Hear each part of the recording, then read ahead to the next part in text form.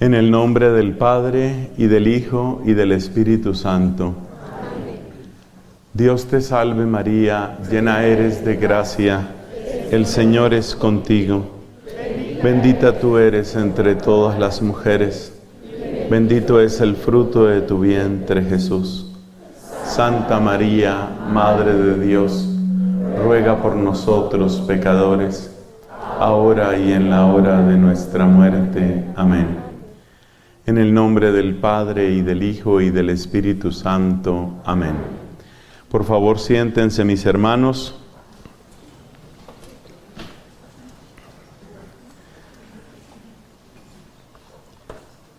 Grandes santos nos han dicho que conocernos a nosotros mismos, según la ley de Dios, es un requisito indispensable para vencer el pecado y para que sea perfecto el triunfo de la gracia en nuestras vidas.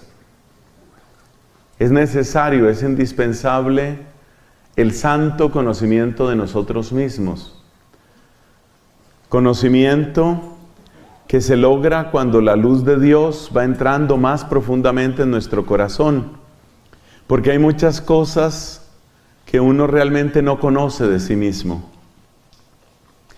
Y el grave problema de las cosas que ignoramos de nosotros mismos es que entonces podemos estar repitiendo los mismos errores, a veces toda la vida.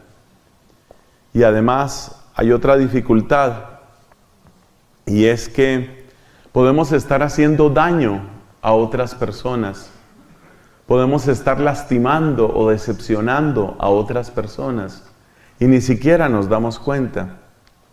Por eso es indispensable pedir al Señor esta gracia de conocernos.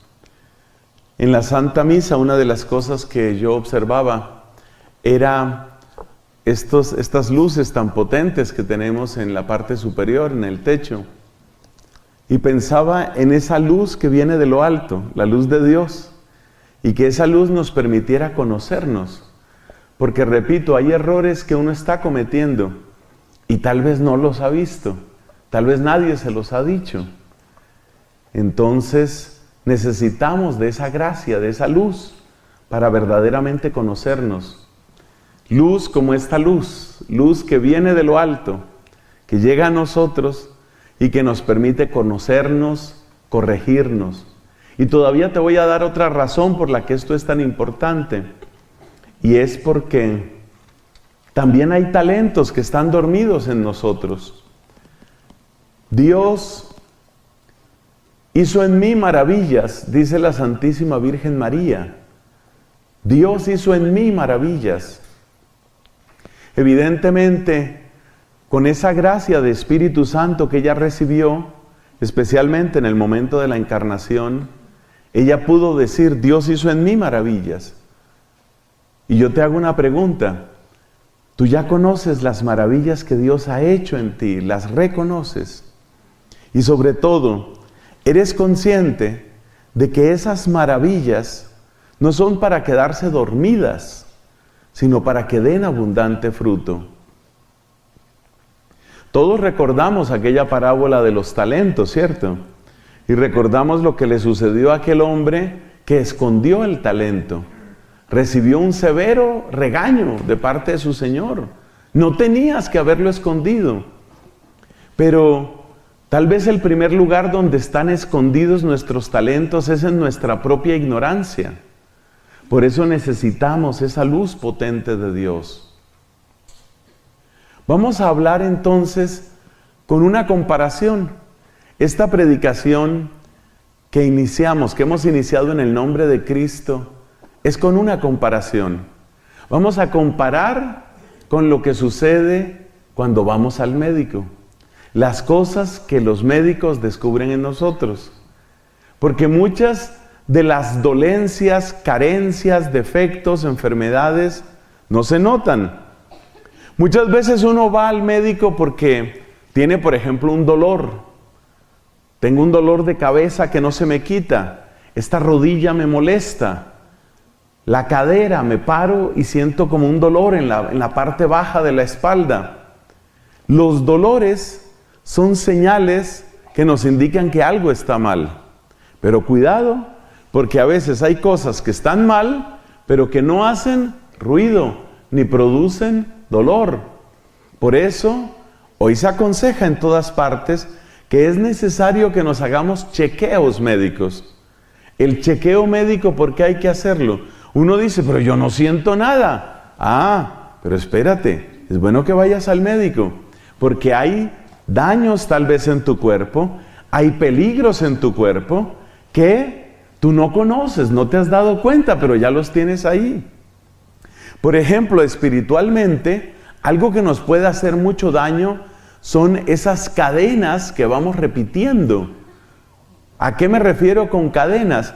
Cosas que vienen, por ejemplo, en nuestras familias, cosas que vienen de nuestra cultura, y a nosotros precisamente porque las hemos visto toda una vida, porque las hemos vivido toda una vida, no nos extrañan, no nos producen dolor, no nos tallan, pero están ahí. Y como están ahí, nos hacen daño. Por eso es necesario ese chequeo médico. Y en un chequeo médico, ¿qué descubre uno? Pues uno descubre muchas cosas. Estos médicos nos ayudan a ver muchas cosas. Entonces, lo que vamos a hacer, después de que ustedes saquen sus cuadernos, sus libretas, no se fíe, por favor, de su sola memoria. No haga eso. Usted ha hecho un largo camino para llegar a Williams, Arizona. Usted ha hecho un largo camino, usted ha hecho un esfuerzo. Me parece que mi camino fue un poco más largo. Yo tuve que salir Bogotá, Houston, Phoenix, Phoenix, Williams. Entonces yo espero que ya de aquí ya no me llevan para otra parte, que como que ya llegué. Espero que ya llegué. Entonces, como tú has hecho un esfuerzo para llegar aquí, hay que aprovechar al máximo. Me gustó la homilía que nos regaló el Padre Bernardo. Como él decía, Dios tiene preparadas bendiciones. Y la pregunta es, ¿estamos nosotros preparados para bendecirlas? Por eso cada momento de nuestro retiro hay que vivirlo a fondo. Hay que vivirlo con amor, con intensidad, con fe. Bueno, entonces lo que vamos a hacer es una especie de paralelo, una especie de comparación entre lo que ven los médicos del cuerpo y lo que a veces Dios ve en nosotros. O sea, vamos a acercarnos al médico del alma. Bueno, Cristo es médico de cuerpo y alma, ¿no? Pero vamos a acercarnos a Cristo en cuanto a médico del alma y vamos a hacer una comparación entre aquellas cosas que a veces uno tiene en el cuerpo sin darse cuenta y luego aquellas cosas y aquellas cadenas que a veces uno tiene en el alma y no se ha dado cuenta. Entonces, eso es lo que vamos a hacer. Yo creo que esto se entiende mejor si vamos entrando. A ver, yo he traído aquí unas 7. Vamos a ver si esto funciona. En el nombre de Jesús yo creo que sí funciona. Vamos a tener 7 comparaciones. ¿Y la primera cuál es? La primera es una de las cosas que siempre te miden cuando vas al médico. La tensión arterial. La tensión arterial. Uno de los nombres que tiene la hipertensión, cuando está muy alta, ¿no? Hipertensión, que está alta, la llaman el asesino silencioso. ¿Por qué? Hay veces que tú te das cuenta que tienes la tensión alta porque sientes muy fuertes las palpitaciones, por ejemplo en los músculos, en las venas, de tu cabeza, o te dan dolores de cabeza, o tienes una sensación como de cierto ahogo, y tú te das cuenta de que tienes la tensión alta, pero no todas las veces. La tensión alta ha sido llamada por algunos médicos asesino silencioso, porque un problema de tensión alta puede afectar muchas partes de tu cuerpo, y en cualquier lugar donde la tensión alta produzca una ruptura, un aneurisma, una cosa de estas, vaya, no hablemos más de eso, es bien grave, especialmente si es en el cerebro, por supuesto. Tensión alta. Entonces por eso siempre nos miden la tensión y a veces nos hacen controles durante varios días o nos piden que nos tomemos la tensión arterial todos los días más o menos a la misma hora. ¿Cuál sería el equivalente espiritual Porque estamos haciendo un paralelo, ¿no? Una comparación. ¿Cuál es el paralelo? ¿Cuál es la comparación con la tensión alta? ¿Qué podríamos decir que es propio de esto que en el cuerpo es la tensión alta? Pues sabes, hay personas que tienen iras reprimidas. Hay personas que tienen una especie de pelea con la vida y están esperando el momento de desquitarse.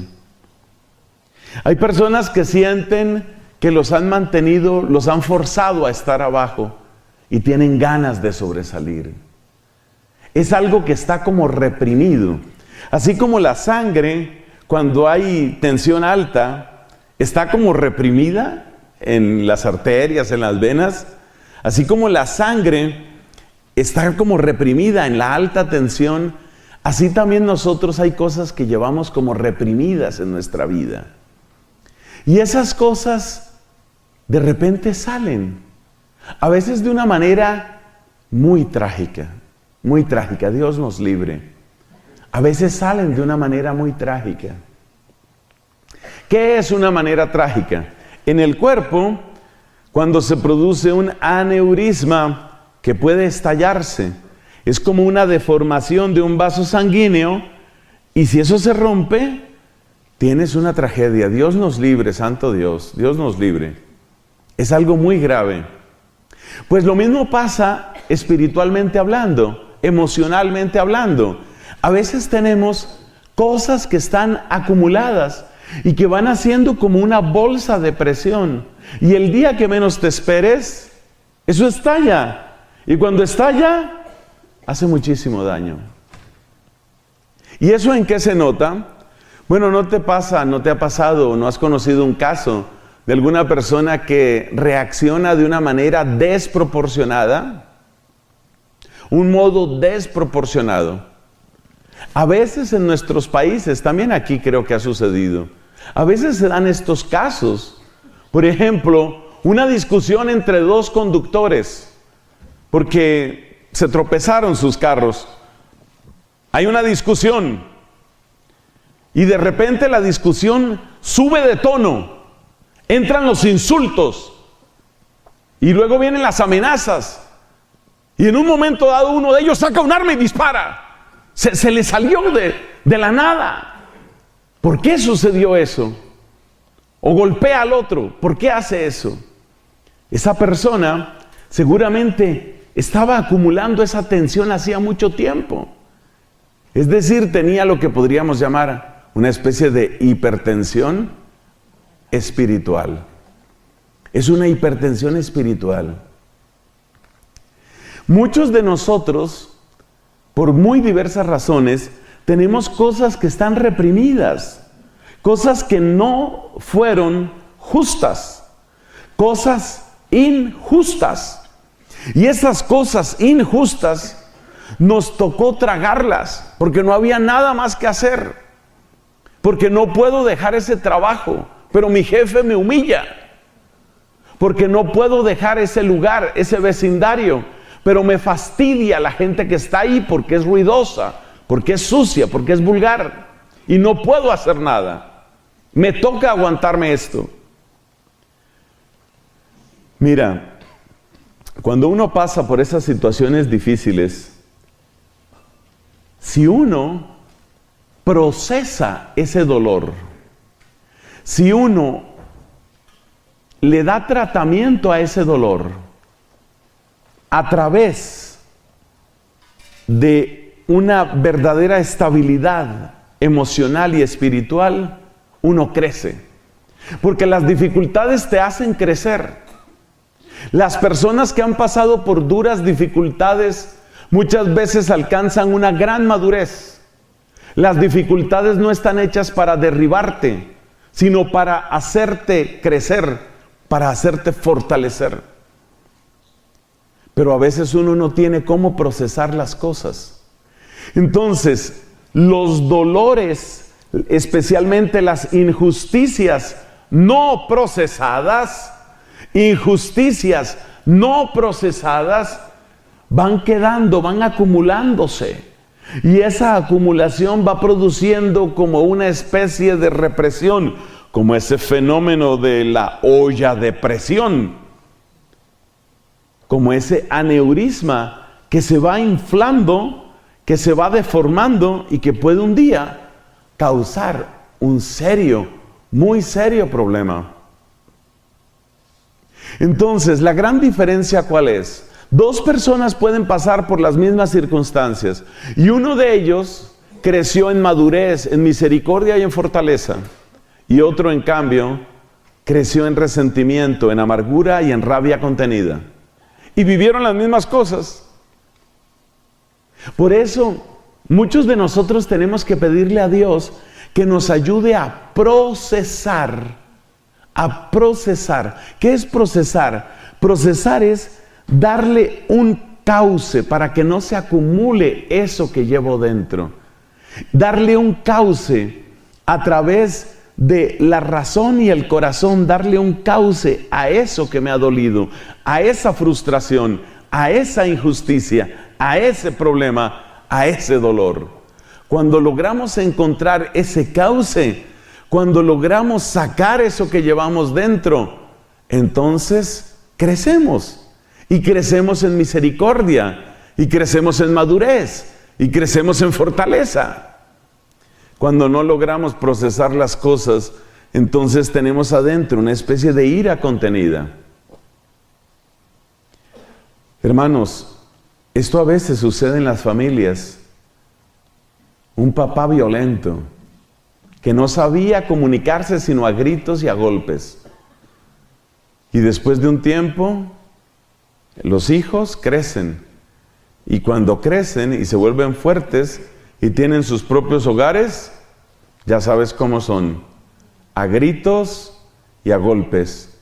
Y luego esos tienen hijos y esos otros hijos a gritos y a golpes. Es decir, como que cada uno le va transmitiendo el mismo problema, la misma enfermedad emocional al hijo. Y eso va pasando de unos a otros, por eso hablamos de cadenas. Eso duele, porque hay familias que han estado marcadas por la violencia. No es el único daño, hay otros, pero ese es uno que aquí nos interesa destacar. Han sufrido por esa violencia que va pasando de padres a hijos. Una vez hablaba con una señora que me contaba cómo era el papá con ellos. Y esta era una mujer. El papá algunas veces golpeaba tanto a los hijos como a las hijas. Pero a las mujeres, más que golpearlas físicamente, lo que hacía era golpearlas con las palabras.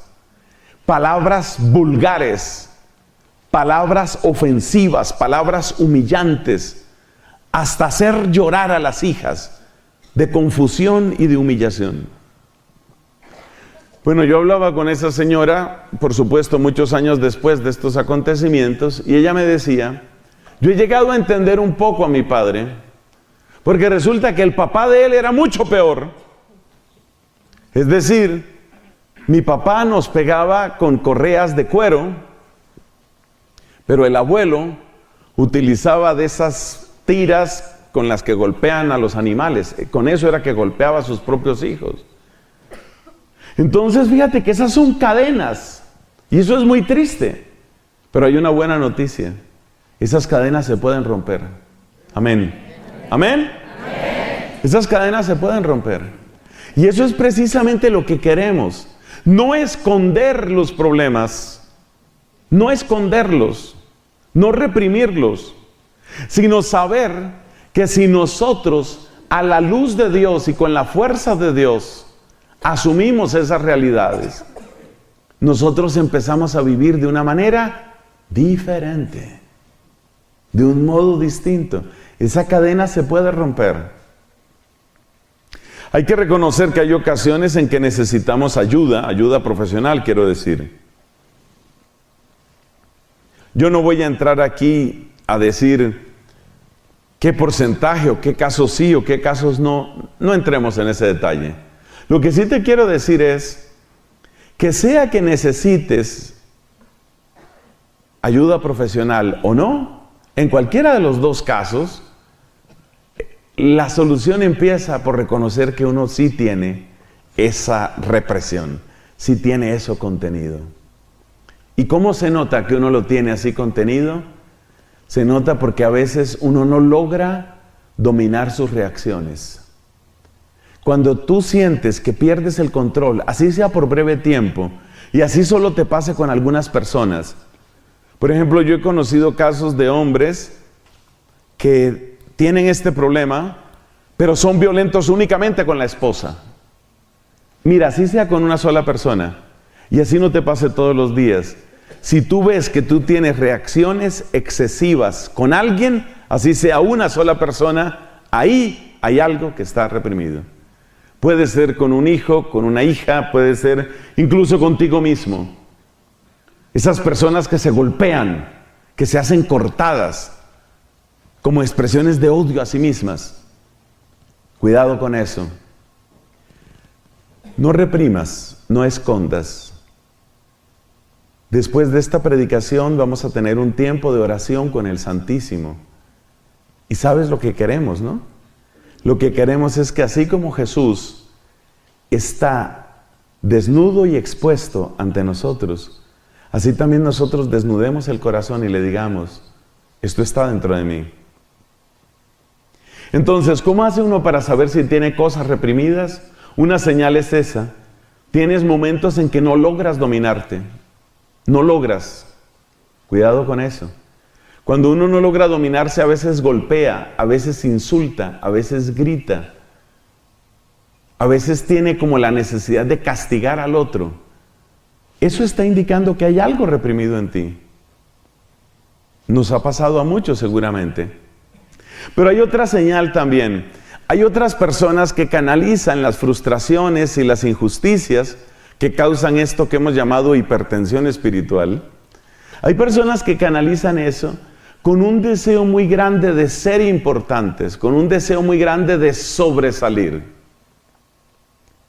Soy plenamente consciente de que ustedes, la inmensa mayoría o todos ustedes son líderes. Ustedes son servidores y son líderes de grupos de oración. Y ustedes tienen personas a cargo. Y yo les quiero contar algo que nos puede pasar a quienes tenemos esa clase de responsabilidades.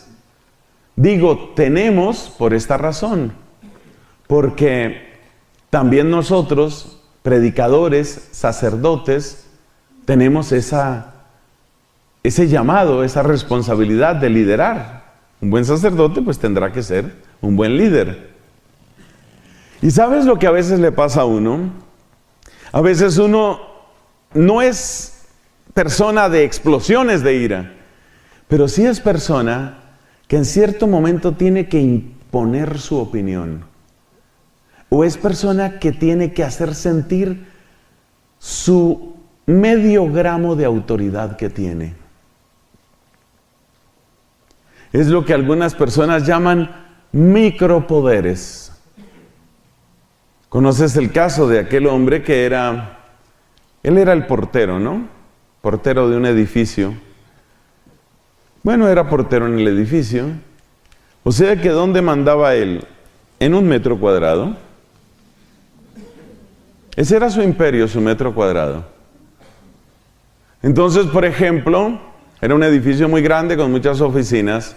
Entonces, por ejemplo, pues hay gente del edificio que pide que le traigan su comida y entonces llega un mensajero y trae comidas para personas que las han pedido en el edificio.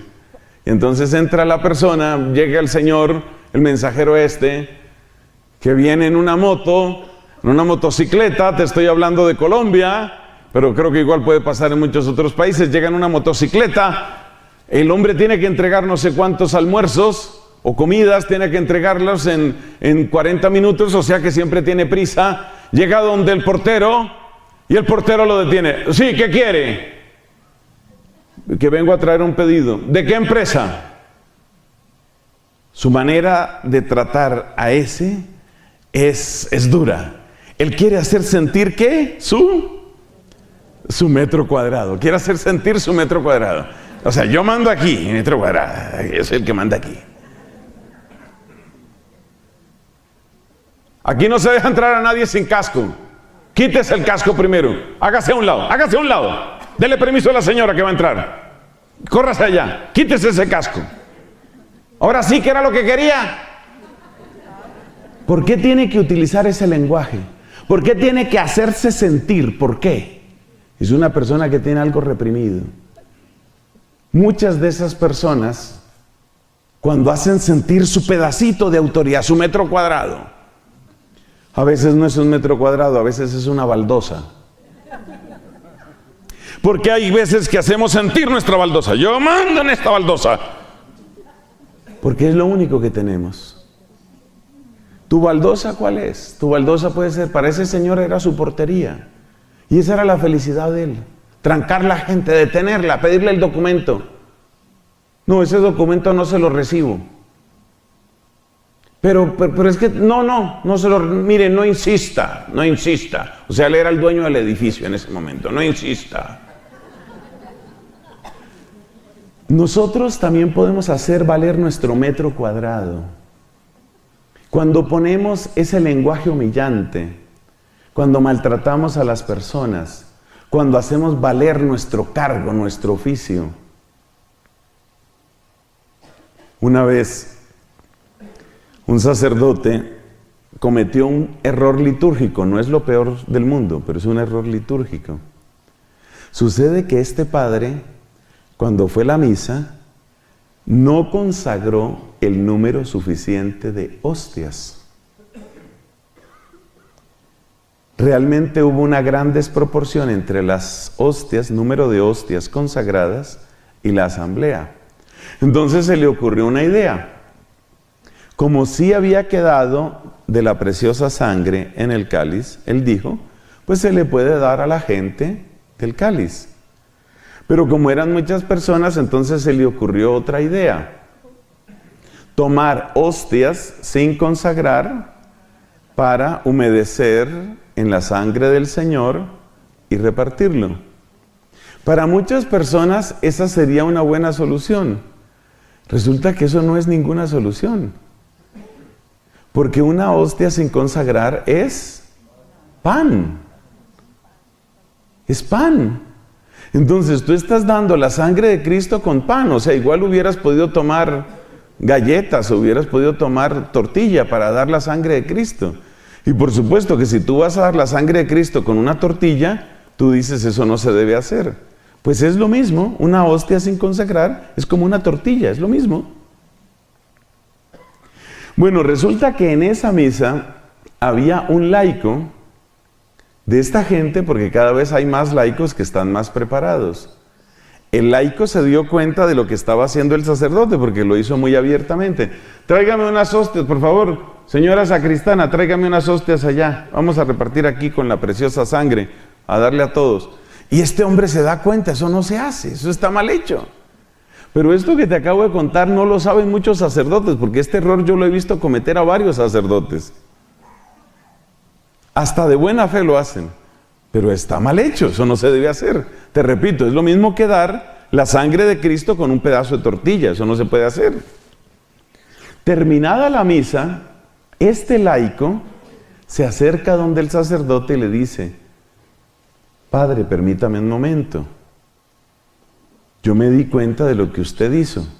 Sí, bueno, pero ¿qué pasa? Cuénteme, estoy un poco de afán, explique. El sacerdote siempre está de afán. Explíqueme, ¿qué pasó?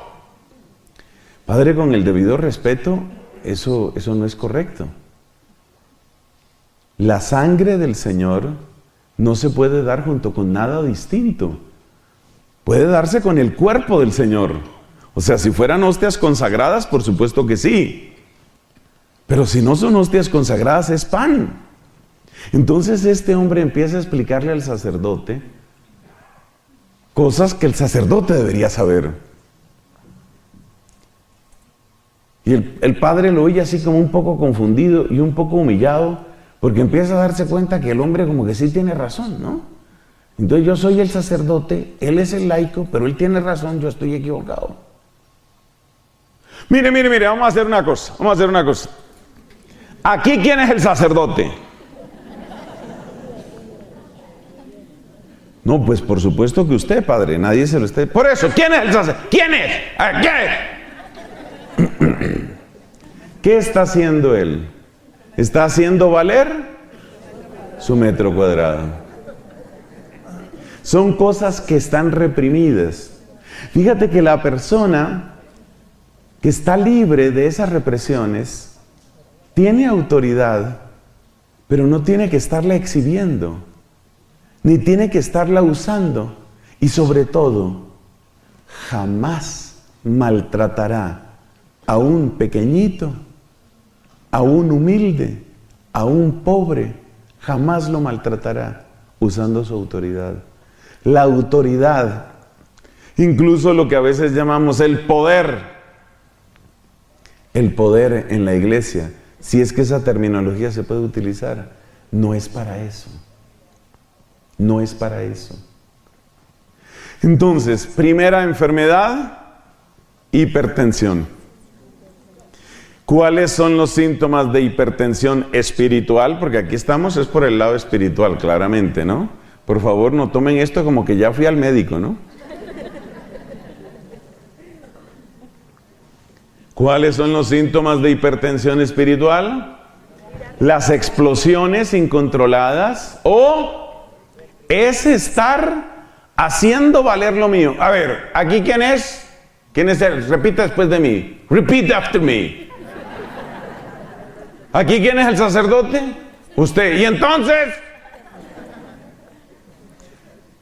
Hacer valer la autoridad. Y yo te digo una cosa, cuando uno se pone a pensar en esa frase de San Pablo, ¿tú qué tienes que no hayas recibido? Que tienes un doctorado de teología, que eres sacerdote, que eres obispo, que eres el jefe, que eres el líder, que eres el encargado. ¿Qué tienes que no hayas recibido? Entonces, por eso necesitamos pedirle a Dios que nos ayude a procesar las injusticias, frustraciones, opresiones que hemos sufrido. Porque una injusticia bien procesada conduce a la humildad, la misericordia, la madurez, la fortaleza. Una injusticia mal procesada conduce a la amargura, la frustración y una palabra que es muy conocida en mi país, desquite, las ganas de desquitarse con la vida, como quien dice, ahora llegó mi oportunidad, ahora llegó mi momento, y en este metro cuadrado yo tengo mi pequeño imperio. Segunda, bueno, el ejemplo de la tensión alta nos invita a considerar el caso opuesto, la tensión baja. La tensión baja también es muy peligrosa, porque resulta que la tensión baja también puede obligar al corazón a que trabaje más de la cuenta. Si la tensión está baja, quiere decir que los niveles de oxigenación no son suficientes. Y eso quiere decir que el corazón tiene que trabajar más, y eso se nota todavía menos que la tensión alta. Entonces es un problema muy serio. Espiritualmente, ¿qué es esa tensión baja?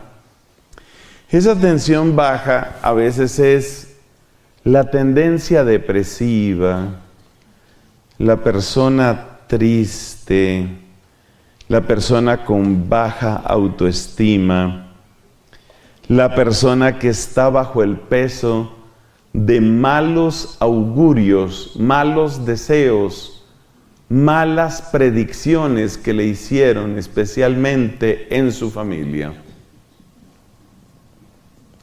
Uno de los peores errores que se puede cometer en una familia es hacer predicciones negativas. Yo les quiero decir que las predicciones negativas prácticamente equivalen a maldiciones. Por supuesto, todo lo puede romper Cristo. Yo quiero insistir en eso.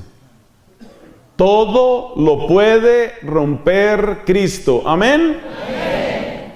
Pero tengan en cuenta que las predicciones negativas, ¿qué es una predicción negativa? Ay, usted nunca va a hacer nada en la vida. Esa es una predicción negativa. Con esa manera de ser usted se va a quedar sola, mijita. Eso es como echarle una maldición. No es una maldición exactamente, porque no se está invocando ningún poder negativo para destruir la persona, pero en términos emocionales equivale a una maldición. Y si esas palabras salen de la boca de aquellas personas que son realmente importantes, que son fundamentales para nosotros, esas palabras nos hacen un daño espantoso. Por eso una de las cosas que tenemos que hacer cuando el Santísimo esté expuesto, una de las cosas que tenemos que hacer es entregarle a Cristo todas las palabras necias que hemos dicho, sobre todo las que se refieren al futuro. Ustedes deben tomar conciencia, y yo también, hermanos, de que esa clase de palabras necias que hablan sobre el futuro, esas palabras hacen un daño terrible. Porque cuando tú eres papá, cuando tú eres mamá, también sucede en otra proporción entre los esposos, incluso entre amigos. Cuando una persona es tan importante como un papá, como una mamá, esa persona tiene la capacidad de sembrar en lo más profundo del cerebro palabras. Y si las palabras que tú dejas sembradas en tu hija o en tu hijo son palabras de fracaso, son palabras de derrota, es como si esa frase, como si esa palabra quedara dando vueltas dentro de la persona, como si siguiera haciendo eco. Hay una cosa interesante que sucede en la ingeniería civil. Si tú tomas un tubo más o menos grande, y tú pronuncias una palabra, normalmente produce un cierto eco.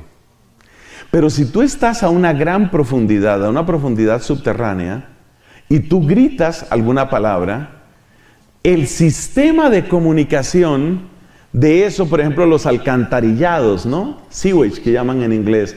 Los alcantarillados, que tienen verdaderas redes. Una palabra que tú grites puede propagarse incluso por centenares de metros, como si siguiera dando vueltas.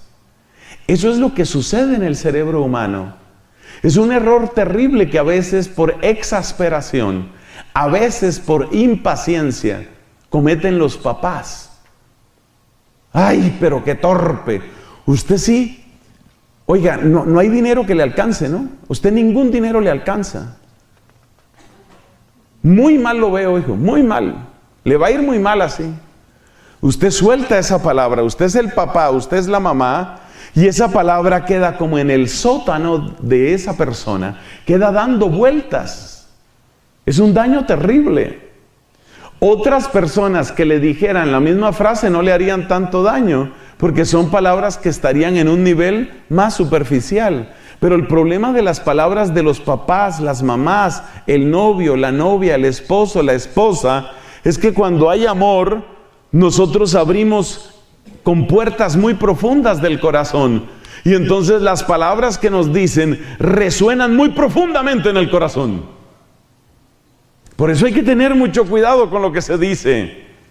Y por eso hoy, delante de Cristo, tenemos que cancelar y retirar toda palabra necia que hayamos dicho. Y tenemos que cancelar y retirar toda palabra necia que nos hayan dicho.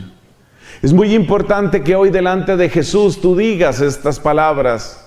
Las diremos en su momento. Es muy importante que ante Jesús tú digas estas palabras. Tú, Señor Jesucristo, tú eres definitivo en mi vida. Tú eres el definitivo en mi vida.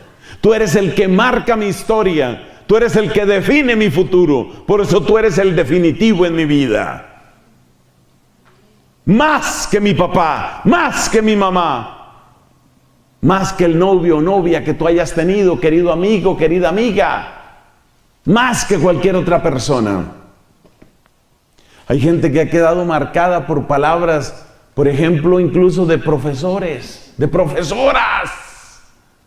por allá de la escuela primaria, y han quedado marcados por palabras. Por eso es necesario romper esas palabras necias. Fueron palabras dichas en un momento de impaciencia. Fueron palabras dichas en un momento de exasperación. Pero esas palabras no pueden definir mi vida. Por eso es también tan importante que, sobre todo en las parejas, se acostumbren a pedirse perdón y a pedirse disculpas. Porque muchas de esas palabras que en un momento tal vez de disgusto, en una pelea conyugal se han dicho, esas palabras quedan dando vueltas. Por razones fisiológicas muy profundas, las mujeres son más afectadas por esto que nosotros los hombres. A ambos nos afecta, pero en la mujer es más profundo, porque el cerebro de la mujer está hiperconectado. El cerebro de la mujer tiene mayor cantidad de conexiones interhemisféricas y eso tiene una mayor repercusión. Por eso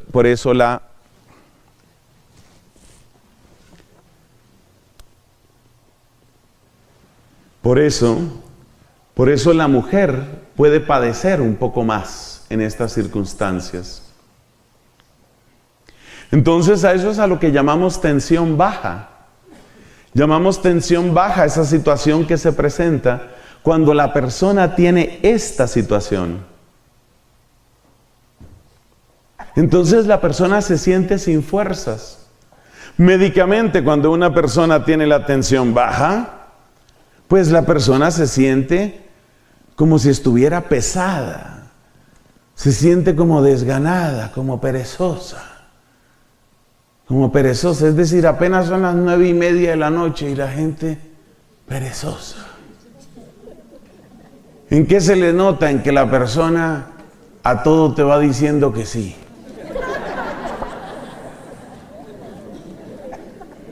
Persona cansada, un cansancio permanente, una somnolencia. ¿Entendió? Entendí que...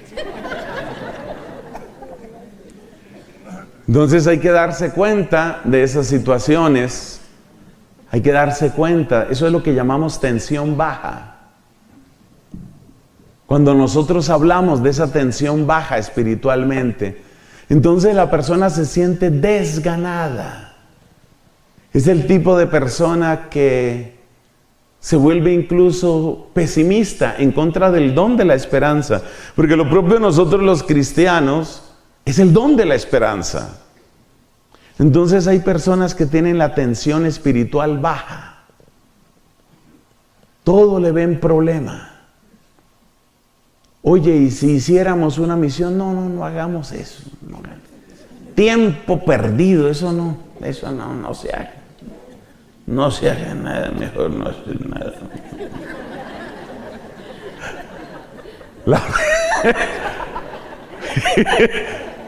La persona tiene tensión espiritual baja. No quiere emprender nada. La santidad, vamos tras la santidad. Entonces un amigo que sufría de esto, una vez me pregunta, padre,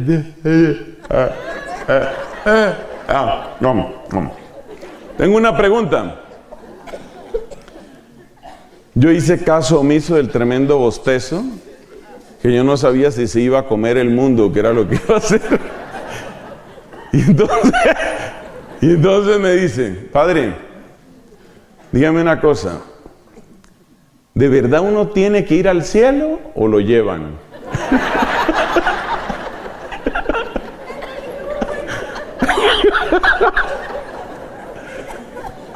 ¿Ves?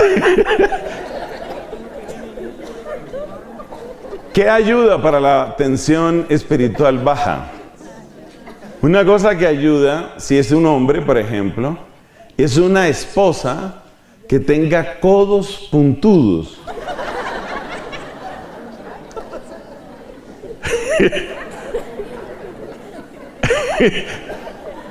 Bueno, entonces pongámonos serios. Pongámonos serios. No, lo que ayuda es muy sencillo. Mira, lo que ayuda es reconocer una cosa. Un Señor tengo yo en mi vida, un Señor. Y se llama Jesucristo. Eso es lo que ayuda. Por encima de cualquier palabra que me hayan dicho, por encima de cualquier mal presagio, por encima de las bajas expectativas que tenía mi mamá conmigo, por encima de las palabras de derrota que dijo mi papá, por encima de los fracasos que yo haya padecido, un solo Señor tiene mi vida. Eso es lo que te rescata de la tensión baja. Tercero, el tercero también tiene que ver especialmente con las damas. No me miren así. Se llama osteoporosis. La realidad de la vida es que la osteoporosis afecta más a las mujeres que a los hombres. Y la realidad de la vida es que eso es así porque el metabolismo del calcio es distinto en la mujer que en el hombre, especialmente después de la menopausia. Y la realidad de la vida es que especialmente la mujer que ha tenido hijos con mucha frecuencia presenta serias deficiencias de calcio. Entre otras razones, porque los huesitos de la nueva criatura pues van a salir del calcio de la mamá. Entonces por eso tantas veces se les recuerda a las mujeres: necesitas calcio, cuidado con el calcio, por eso. Bueno, todos sabemos lo que es la osteoporosis, el nombre lo indica, ¿no? Es como tener huesos porosos, así se puede acordar uno, como tener huesos porosos, es decir, huesos que fácilmente se pueden quebrar. ¿Qué es la osteoporosis espiritual? La osteoporosis espiritual se manifiesta como fragilidad.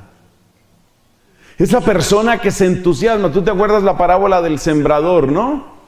Dice Jesús que había unos que recibieron la palabra con mucha alegría. Llegó la palabra, bravo, la palabra. Al otro día, no sé si la palabra será para mí, no sé. ¿Ve? Es una persona inestable, es una persona frágil. No te puedes apoyar mucho en esa persona. Esa persona asiste a un retiro espiritual.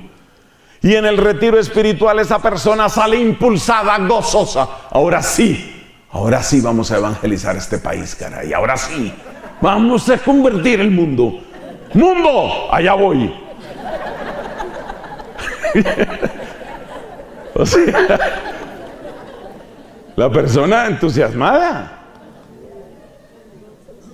Una semana después del retiro en Williams, Arizona. Oye, ¿y la conversión del mundo? No, ahí vamos, ahí poco a poco.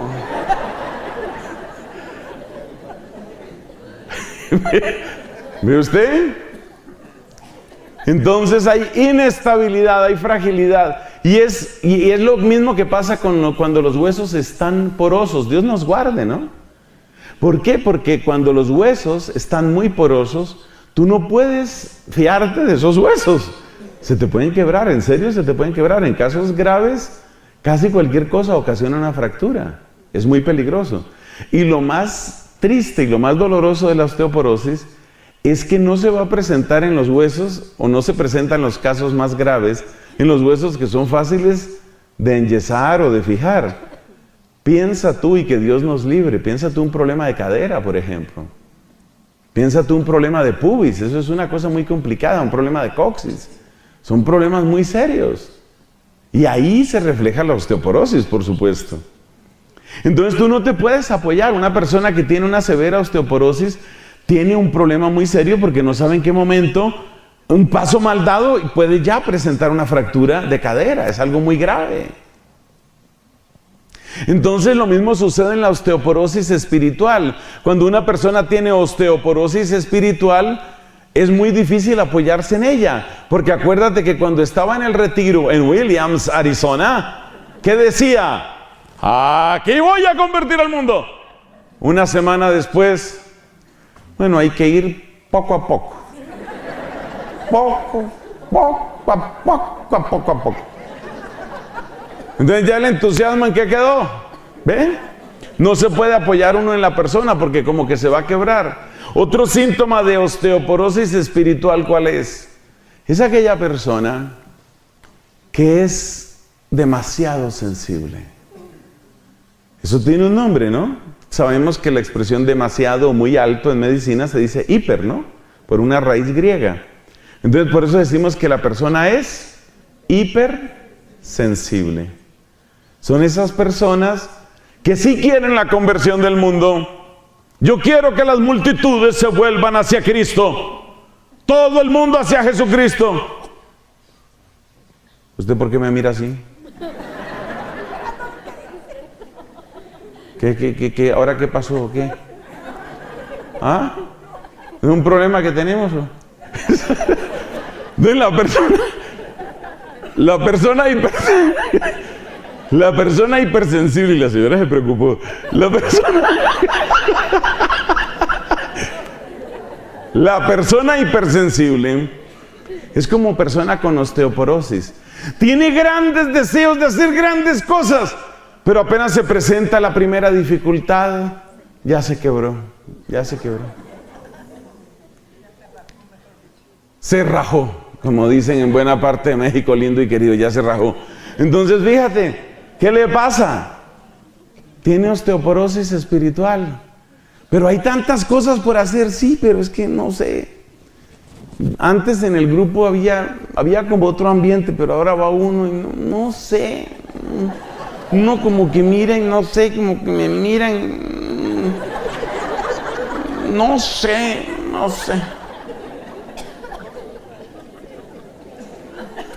Entonces se frenó la evangelización. ¿Por qué se frenó la evangelización? Finalmente no sé. No sé por qué se frenó, pero básicamente ¿por qué? Porque hubo una que me torció la boca, la otra me miró raro, la otra no me saludó, la otra no sé. Eso como que entra uno y como que entra y como que lo sacan y como que uno se siente mal y como que no lo aceptan y como que, ¿qué? Con esa fragilidad no se puede. ¿Qué nombre le daba San Pablo a eso?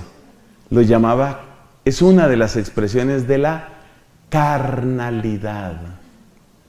Demasiada carne. Porque tú sabes que la carne es sensible, ¿no? La carne es sensible. Mucho frío, mucho calor. Ahora no me van a decir las señoras que otra vez les estoy hablando a ellas, pero hay unos seres humanos que son así. Pásame la chamarra que tengo mucho frío. Se la pone un minuto después, ¡ay, qué calor!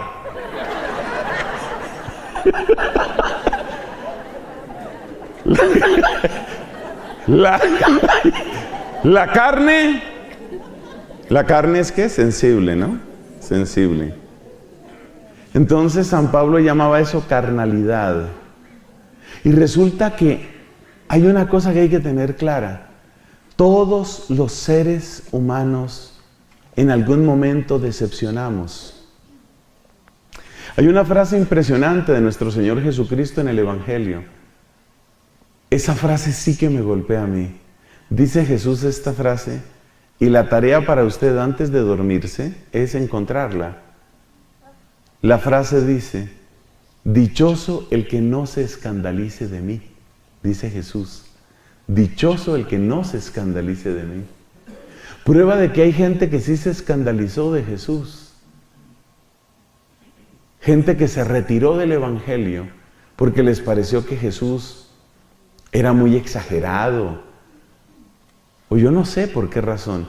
Uno que se escandalizó de Cristo y uno que le dio la espalda a Cristo porque no le convenció el proyecto de Cristo fue Judas Iscariote. ¿Qué le pasó a Judas? ¿Eso? Judas sintió, no, esto no va a ninguna parte. Eso tanto sacrificio y tanta cruz y tanta cosa, esto no va para ninguna parte. Mejor quitar a ese señor de en medio, cerrar ese capítulo y ver con qué seguimos. Eso pensaba Judas Iscariote. Entonces la osteoporosis espiritual, ¿qué es? Es como una especie de fragilidad, una especie de hipersensibilidad que hace que la persona realmente no pueda emprender nada serio. Lo mismo que pasa cuando hay osteoporosis en el cuerpo. La persona tiene que andar con sumo cuidado, hay que tratarla con sumo cuidado, cuidado al subir la escalera, cuidado con una caída, cuidado. Esa persona no puede ir muy lejos. Pero bueno, de la osteoporosis corporal puede haber muchas causas. Aquí estamos hablando de la osteoporosis espiritual. Y la osteoporosis espiritual, ¿de dónde viene? Viene de esa hipersensibilidad y de esa fragilidad. ¿Cuál es el remedio? Porque estamos comentando remedios, ¿no? ¿Cuál es el remedio que puede haber para eso? Hay grupos de oración donde se entra esta hipersensibilidad.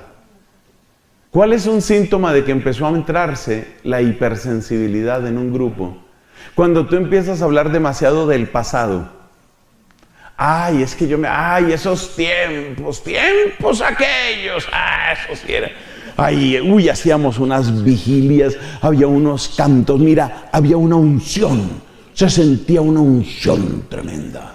Era una cosa fuerte, era una cosa potente, era una cosa muy grande, eso se sentía algo muy... Ahora no, ahora uno va y no, por ahí está la gente, pero no, ya no es lo mismo. Mira, cuando dejamos entrar la nostalgia,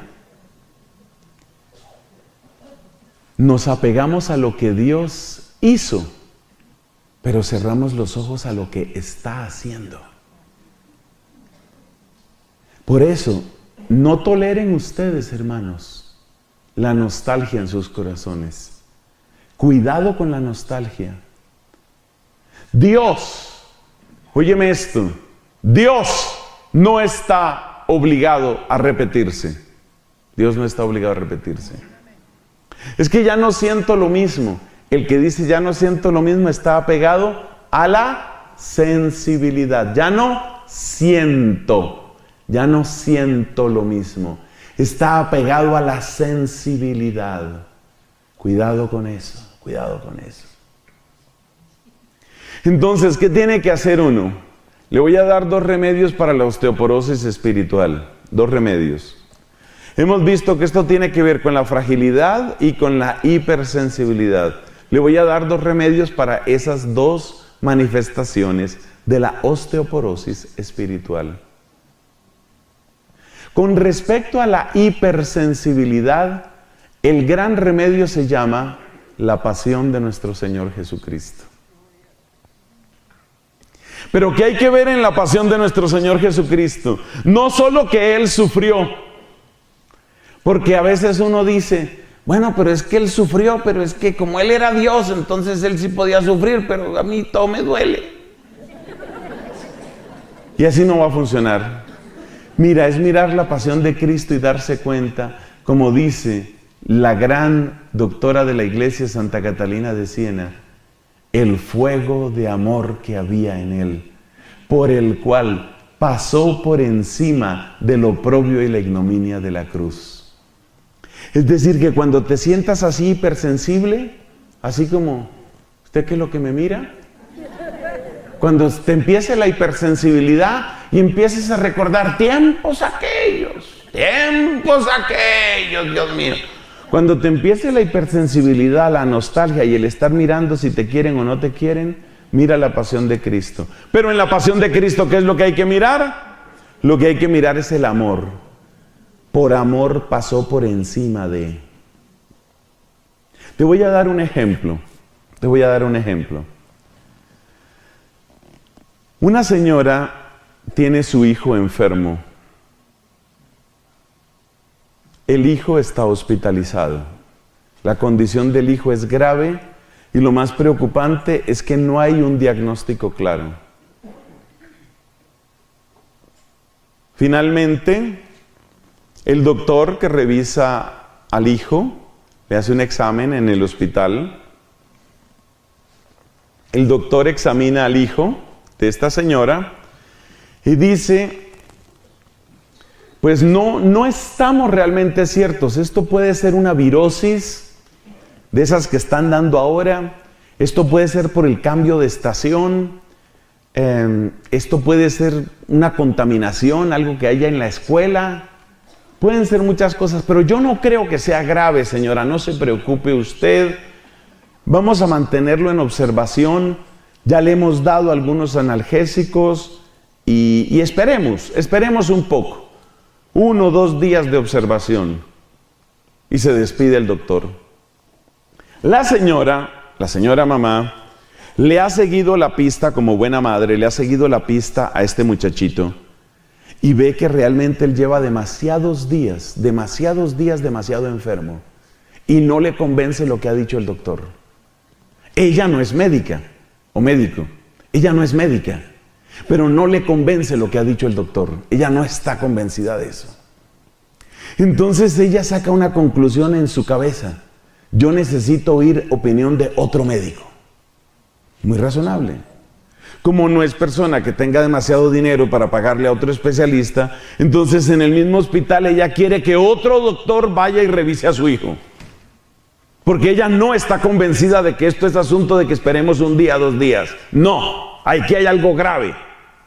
Su corazón de madre, vamos a decirlo así, le avisa: aquí hay algo grave. Pero en ese hospital, a pesar de que ella tiene un seguro, en ese hospital, lograr que otro doctor examine a ese muchacho no es fácil. Por todas partes le van a poner trabas. Entonces, si va a hablar con la enfermera jefe va a hacer cara de que hay otra señora que cree que su hijo es el único paciente, y le va a hacer caras de que, ay, Dios mío, ¿qué haremos con estas mujeres? Y mire, pues si quiere presente esta solicitud, pero yo no sé. Y luego si presenta esa solicitud, eso tiene que ir a la mesa directiva de no sé dónde y tiene que hacerse un trámite. Y en todas partes le hacen mala cara y en todas partes le ponen cara de que usted, ¿por qué es tan fastidiosa? Pero ella insiste. 4 horas después, de oficina en oficina, moviendo papeles, haciendo llamadas, llamando a la aseguradora. 4 horas después está otro médico revisando al niño. Y dice: señora, yo creo que usted tiene razón. Esto no es tan sencillo. Parece que estamos frente a una peritonitis que está empezando. Ustedes y yo sabemos que una peritonitis en cosa de horas puede ser demasiado grave. ¿Qué hizo esa señora en esas 4 horas? Podemos decir que le salvó la vida al hijo. ¿Qué tuvo que hacer para salvarle la vida al hijo? Aguantar malas caras. ¿Le dolió, le importaron las malas caras? No. ¿Por qué? Por amor. Ese es el ejemplo que quería que entendiéramos. Cuando uno tiene amor, a uno no le importan las malas caras. Que me van a ver mal, que quién sabe, que ahora, y ahora usted, ¿por qué así? ¿Por qué me mira así como que, ¿y qué le pasó? Como decía por allá un amigo allá en mi país: ¿y usted por qué me mira así? ¿Se le perdió uno igual?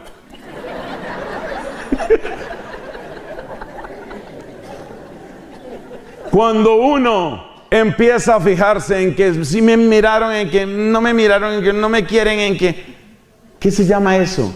Falta de amor. Esa señora tuvo que enfrentarse contra todo un hospital, de la enfermera jefe en adelante, y la miraban con cara de que, ay, esta será, si será como loca, ¿qué hacemos con ella? ¿Será que ya llamamos a security? Porque aquí para todo llaman a security. ¿Será que ya llamamos a security o qué hacemos con ella? No, pues toca darle trámite a esto. Un momento, señora. Ay, caramba. Y siempre con esa cara de impaciencia. ¿Pero a ella le importó eso? No. Porque tenía ¿qué? Amor. Mira, cuando uno está enamorado de la gloria de Dios y cuando uno está enamorado de las almas, esas cosas que me miraron mal, que hubo problema, que no sé si les caigo bien, que es que antes sí era bonito, ay, Dios mío, ¿qué se va a poner uno con eso? Mirar la pasión de Cristo y descubrir en la pasión de Cristo amor. Esa es la clave. Esa es la clave, ver ese amor, beber de ese amor. Y para vencer la fragilidad, ¿qué se necesita para vencer esa fragilidad? Pues haz este propósito hoy delante del Santísimo. De hoy en adelante, soy esclavo de Cristo, no esclavo de mi entusiasmo. Escriba esa frase que le conviene. Soy esclavo de Cristo, no esclavo de mi entusiasmo. La evangelización no puede depender de con qué pie me levanté. La evangelización no puede depender de si tengo muchas o pocas ganas. Y usted no bostece. La evangelización no puede depender de esas cosas. ¿Cómo firmaba Pablo sus cartas? Paulos, dulos, tu Christu. Pablo, esclavo de Cristo. Yo soy esclavo de Cristo. María Santísima decía, yo soy dulé tu Kyriou, la esclava del Señor. Yo soy esclavo de Dios, soy esclavo de Cristo, yo no soy esclavo de mi entusiasmo. Cuarto, no se preocupen que después de esta charla viene el desayuno. Cuarto, arteriosclerosis. ¿Qué es la arteriosclerosis? Es una disminución significativa en el diámetro de las arterias, como lo indica el nombre. Disminución en el diámetro y endurecimiento de las paredes arteriales con gravísimo peligro de obstrucción por un émbolo, obstrucción en la arteria o ruptura del vaso por ese endurecimiento, cristalización del tejido vascular. Esa es la arteriosclerosis. La arteriosclerosis no se nota. La arteriosclerosis está detrás de la mayor parte de los infartos. Resulta que hay unas arterias que alimentan de sangre al corazón, son llamadas arterias coronarias. Las arterias coronarias se van tapando en algunas circunstancias. Eso depende en buena parte de cómo nos alimentamos. Misericordia tenga Dios de nosotros. Entonces, la arteriosclerosis supone que se va achicando el diámetro como acumulación de sedimento, que va achicando el diámetro de la arteria y que va cristalizando su tejido. ¿Qué es la arteriosclerosis espiritual? Es la acumulación de basura en tu alma. ¿Y de qué basura me está hablando, Padre? Mira, estamos hablando de acumulación de basura, no acumulación de veneno. Veneno se llama el pecado mortal, porque se llama veneno porque mata. El pecado mortal es veneno. Entonces, ¿el pecado venial qué es? Basura. La mediocridad consentida y repetida es la basura que se va acumulando en las arterias, no de tu cuerpo, sino de tu alma. La basura. El pecado venial repetido y consentido, la mediocridad consentida y repetida, esa es la basura que se va acumulando y que hace que cada vez circule menos en tu espíritu el poder de la sangre de Cristo. El corazón de la iglesia es nuestro Señor Jesucristo. De Él sale toda la fuerza, de Él viene toda la sangre. Pero esa sangre a veces no circula adecuadamente por nosotros porque tenemos arteriosclerosis. Y la arteriosclerosis espiritual, ¿qué es? Acumulación de basura. ¿Y qué es la acumulación de basura? Acumulación del pecado venial. Claro, mucho más grave es el pecado mortal. El pecado mortal es como acumular veneno en las venas. Obviamente eso te va a matar inmediatamente, por eso se llama pecado mortal. Pero aquí hablamos de pecado venial, que es acumulación de basura. La arteriosclerosis se caracteriza por el aplazamiento de una conversión real. Cosas que tal vez no son lo más grave del mundo. Tal vez no son lo más grave del mundo, pero tú sabes que ya deberías sacarlas de tu vida. Y sin embargo no las sacas y vas aplazando, aplazando, aplazando. Eso produce arteriosclerosis espiritual. Muchas veces se trata de defectos, malos hábitos. Muchas veces se trata de respetos humanos. ¿A qué llamamos respeto humano? Llamamos respeto humano a aquel comportamiento que tiene trazas de cobardía, por el cual nosotros nos abstenemos de presentar con claridad nuestro testimonio, tratando de quedar bien con las otras personas. Ese es el respeto humano. Y la arteriosclerosis produce respeto humano.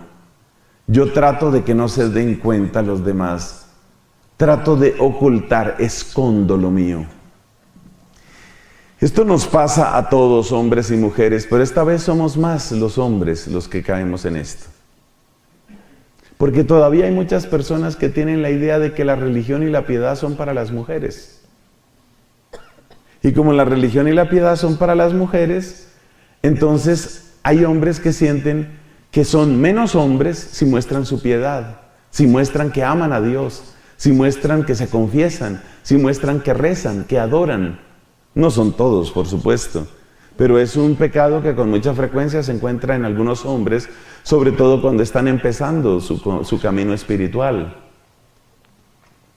¿Cómo se lucha contra la arteriosclerosis espiritual? Pues es necesario sacar la basura. ¿Y qué es necesario? ¿Y qué significa sacar la basura? Significa un compromiso renovado con nuestro Señor Jesucristo para seguir adelante en el camino que habíamos emprendido y que es santo. Ese era el número ¿qué? 4. Número 5, la miopía. Yo tengo una historia sobre la miopía, mira. Como te puedes dar cuenta, yo utilizo gafas. ¿Desde cuándo utilizo gafas yo? Las utilizo desde muy temprana edad, es decir, yo tengo 53 años, voy a cumplir algo así como 54.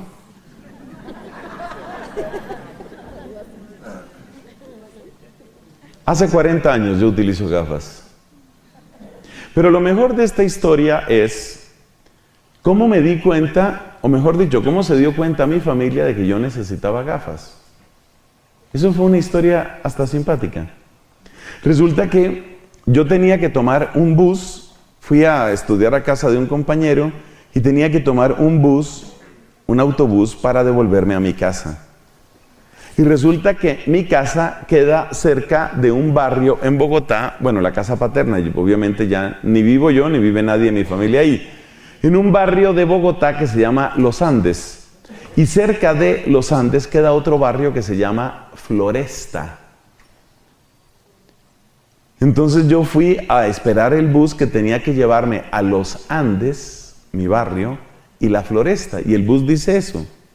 Pero yo, como tengo miopía, es uno de los muchos problemas que tengo, yo soy un niño lleno de problemas. Como tengo miopía, entonces resulta que yo detuve el bus y me subí al bus que decía Florida. Florida es un barrio completamente distinto que queda lejísimos de la casa de mis papás. Yo era un niño inocente. Oh, tiempos aquellos. Era un niño. Ese niño se subió al autobús que decía Florida y resulta que yo necesitaba el bus que tenía que decir Floresta. Bueno, esa anécdota se recuerda en toda mi familia porque entonces fui a dar... Bogotá es una ciudad grande, no es tan grande como Ciudad de México, pero es una ciudad inmensa. Tiene casi 8 millones de personas en este momento. En ese tiempo debía tener unos 4 millones o algo así, o 5, no sé. Y yo fui a dar a un rincón, pero por allá, yo no sé qué parte de Bogotá. Allá tuvo que ir mi mamá, pobrecita mi madre, tuvo que ir mi madre allá a rescatarme porque yo no sabía ni cómo devolverme. En ese momento, mis papás se dieron cuenta de que yo tenía miopía. Me hicieron examinar los ojos y efectivamente yo tenía miopía. Pero ¿sabes qué es lo chistoso de esto? Yo no sabía que tenía miopía, porque yo pensaba que así era como se veía y que así veía todo el mundo. El día que me pusieron mis primeras gafas, ese día me pongo mis gafas. Se ve distinto. Lo que quiero destacar es que uno no se da cuenta de cuántas cosas no ve, porque uno es miope. ¿Y qué es la miopía? La miopía espiritual, ¿qué es? Es el apego a lo inmediato. Lo inmediato es lo que está cerquita, ¿no? ¿Qué es la miopía espiritual? Es el apego al pequeño mundo. ¿Y cuál es tu pequeño mundo? Todos tenemos un pequeño mundo y el mundo grande. ¿Tu pequeño mundo cuál es? Pues tu pequeño mundo son tus amigos, tu familia, tus hijos, tus nietecitos, esa sobrina que está enfermita, ese hijo que tiene problemas en el matrimonio, además una cuñada que parece que le encontraron cáncer. Eso es importante, eso es bello. Eso es bello y hay que darle importancia al mundo pequeñito. El mundo pequeñito es importante, pero el problema está en que uno se quede solamente en el mundo pequeñito. Entonces hay personas que en el grupo de oración, todos hemos conocido a esas personas. Bueno, hagamos unas peticiones a nuestro Señor. Señor, te pido por Fifi. La gente se mira así un poco. Tú sabes las alegrías que esa perrita nos ha traído. Señor, sana esa cojera de Fifi.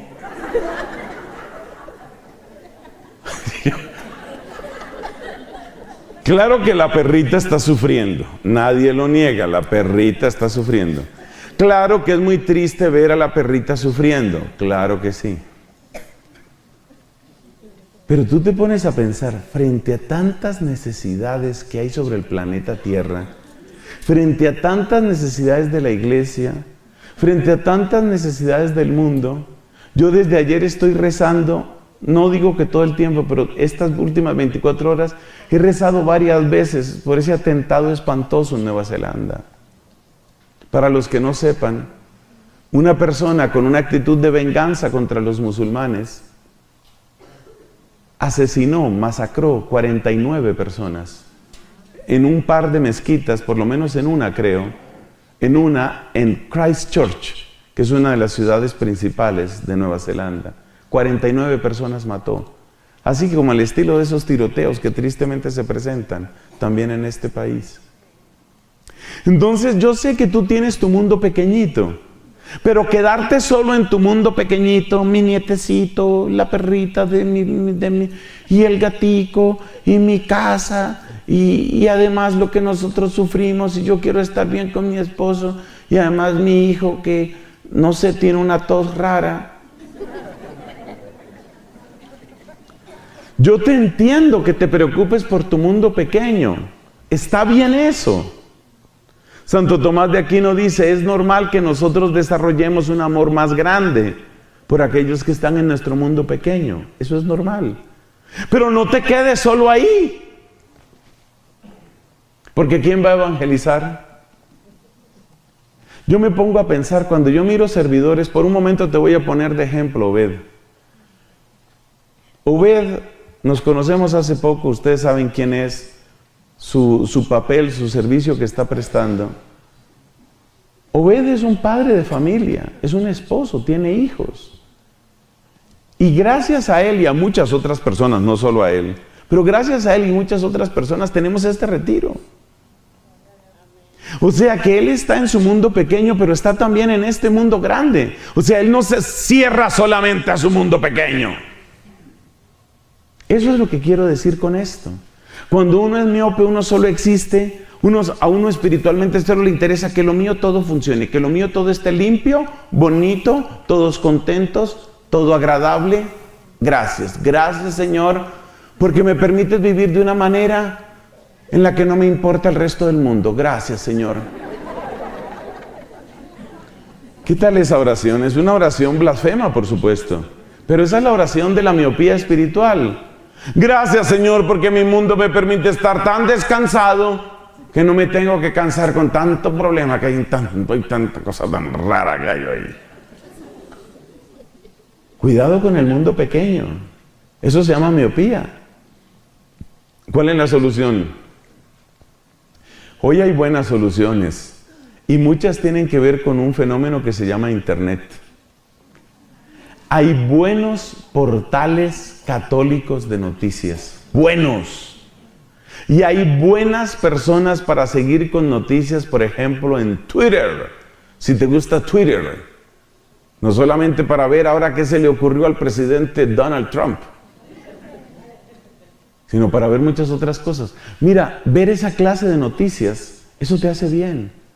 Ver lo que están sufriendo otros, lo que están viviendo otros, lo que están intentando otros.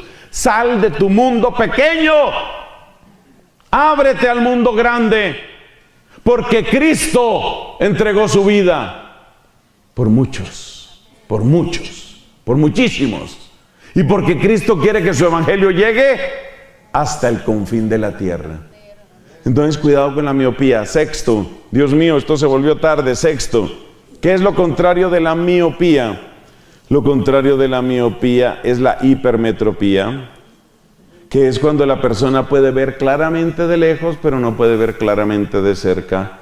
Hay un fenómeno parecido en los ojos que se llama presbicia.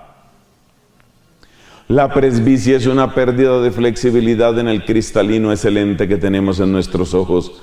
Cuando una persona tiene presbicia, ¿cómo se nota que tiene presbicia? Se nota porque las personas se le empiezan a alargar los brazos.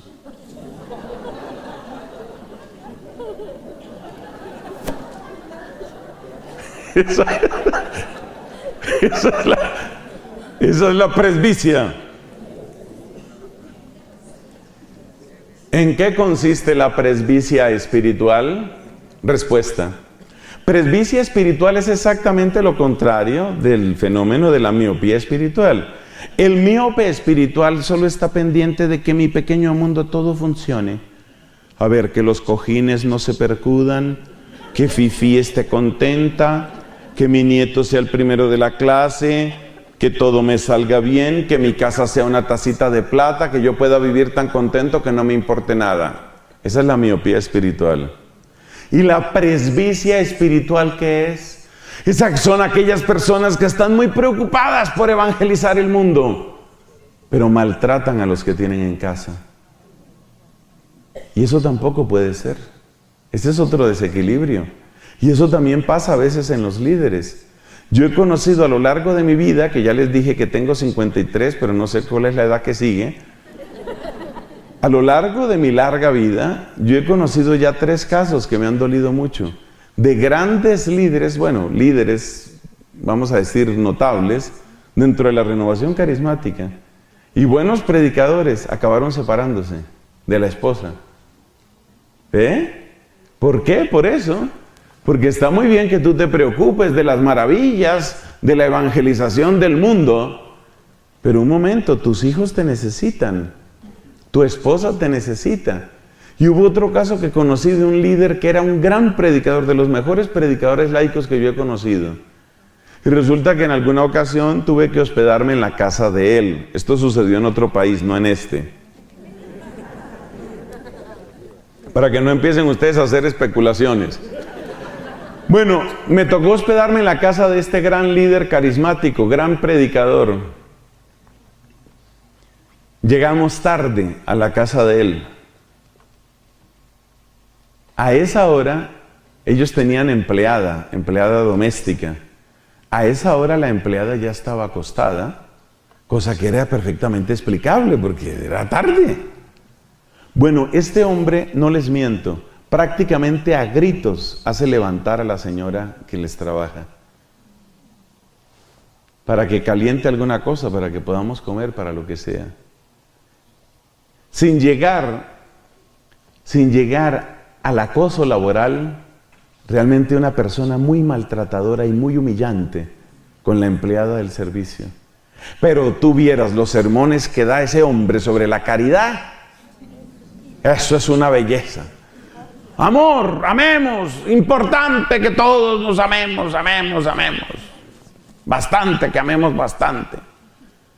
Pero luego, en la casa, otra cosa. Cuidado con eso, eso se llama presbicia.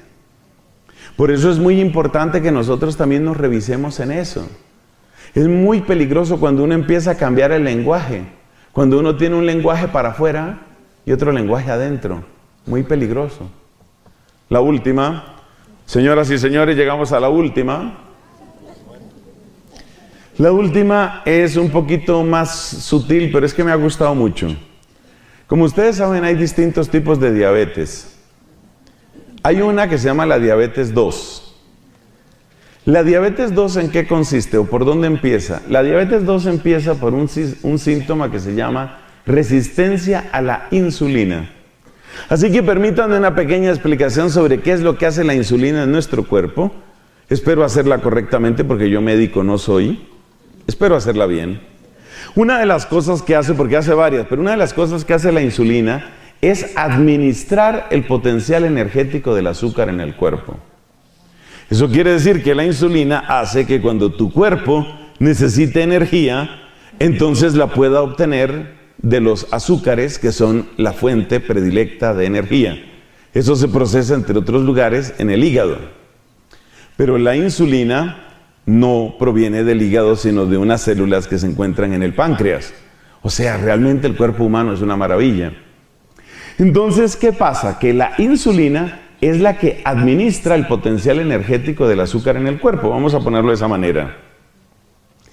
Pero ¿qué pasa cuando uno come muchas harinas, como tal vez nos ha pasado a algunos? Cuando uno come muchos dulces, ¿qué pasa?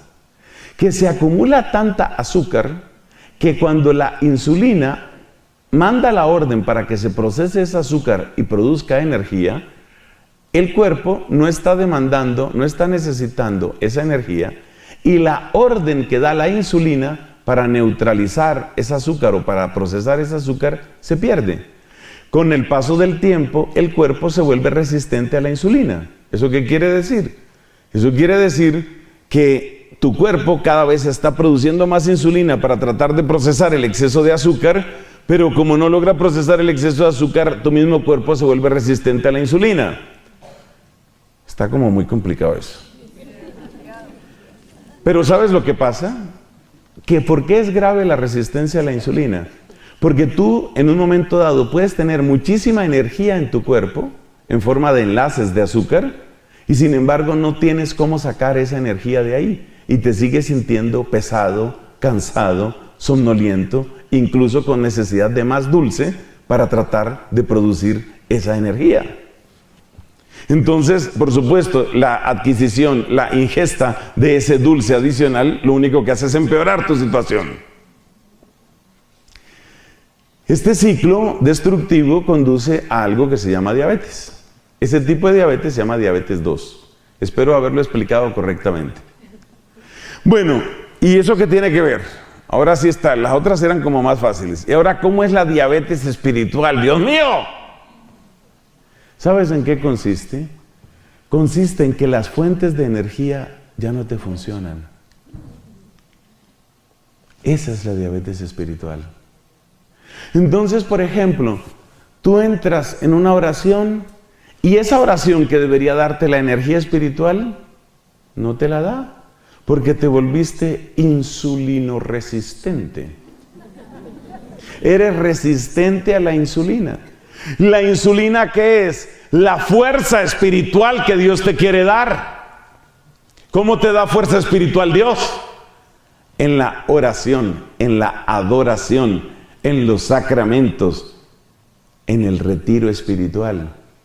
Cuando tú empiezas a sentir que esas cosas no tienen ningún impacto en ti, tal vez has desarrollado diabetes espiritual.